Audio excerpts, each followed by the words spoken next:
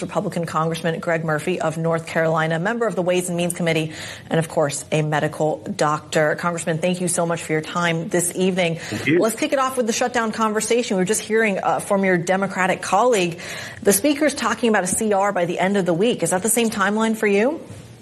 I think so. You know, we saw this happen multiple times when Democrats had all the different chambers and everything, a clean CR, just trying to keep the government funded. That's what the intention is. I hope the Democrats will understand that this is just how we keep the government funded. Look, in North Carolina, we need Hurricane Helene relief not to be slowed in any form. We need all the government institutions to be funded. And so let's just keep the clean CR and work towards the other things given the time.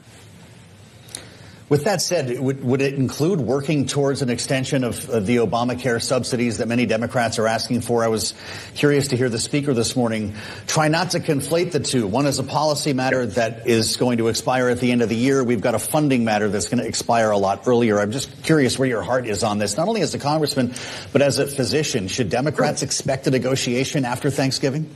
Well, I think it's going to end up being one. You look at the premium tax credits that came in as a, quote, COVID era supplement, and why that would continue. Some debate why it would even continue.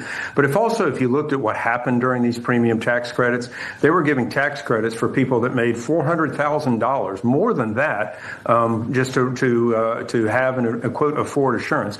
That's nonsense. We need to get back to a reasonable number. There were also, and this was what's crazy, there were 30 million individuals enrolled who never filed a single premium. So it begs the question, how many of those were enrolled fraudulently?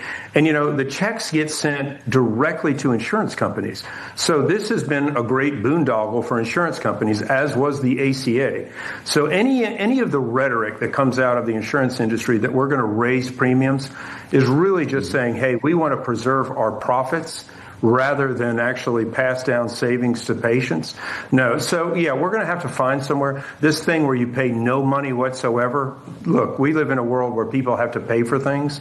It's on a graduated scale, obviously. There's a lot of room to discuss here, but this has nothing to do with the CR as we're moving forward. We just need to fund the government. We can have those discussions in the ensuing months. It doesn't come due until the end of the year.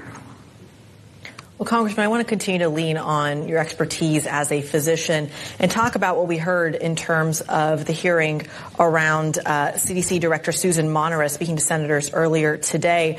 There's a big question in Washington, across the country, about whether we should be trusting the guidance coming out of the CDC. From your perch, what do you say to that? You know, what happened during the pandemic was tragic. We saw what should be an objective, healthy field where we don't have politics polluting medicine. We've seen this occur over the last 5-8 years, not only in what the CDC has been saying, what NIH was funding, what was happening with medical education. We saw, honestly, progressive politics seep in and pollute what should be an objective science. The CDC is not a pristine organization. They were recommending COVID vaccines for children, infants 6 months and older, when there was absolutely no data to support this. Vaccines are supposed to be for at-risk populations. In fact, the CDC had to recant its mortality data on children from COVID itself when forced to confront with some of this stuff. So, you know, one of the things is we want to believe these institutions, but these institutions are human. They're frail. They have been involved in politics. So a healthy disruption of what's going on, while painful and while really, you know, difficult to see at times, is absolutely needed to restore American public's trust in these institutions. Yeah. Congressman, we heard from your fellow physician on Capitol Hill, Senator Bill Cassidy today, chairs the Health Committee, and was talking with Monteris about the firing that Secretary Kennedy ordered. I just want our viewers and listeners to hear what he said, and we'll have you respond. Here's Senator Cassidy.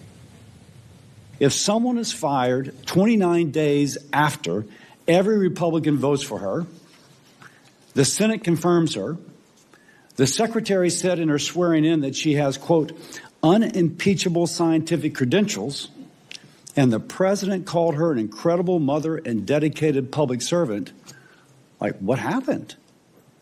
Did we fail? Was there something we should have done differently? We've only got about a minute left, Congressman. How would you answer the senator on that? Yeah, that's a fair question. I think that's a fair line of reasoning. What happened between her and the head of the agency? You know, there's a he said kind of things.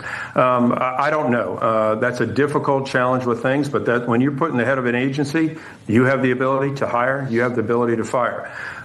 This health disruption is painful at times. I would love to know the real, as it comes out, what happened. Those are real good, fair questions to ask. What I want America to be able to trust these institutions again, and I think it's going to take a painful time to be able to get there. Joining us from his office on Capitol Hill, Republican Congressman Greg Murphy of North Carolina. Doctor, thank you, as always, for being with us.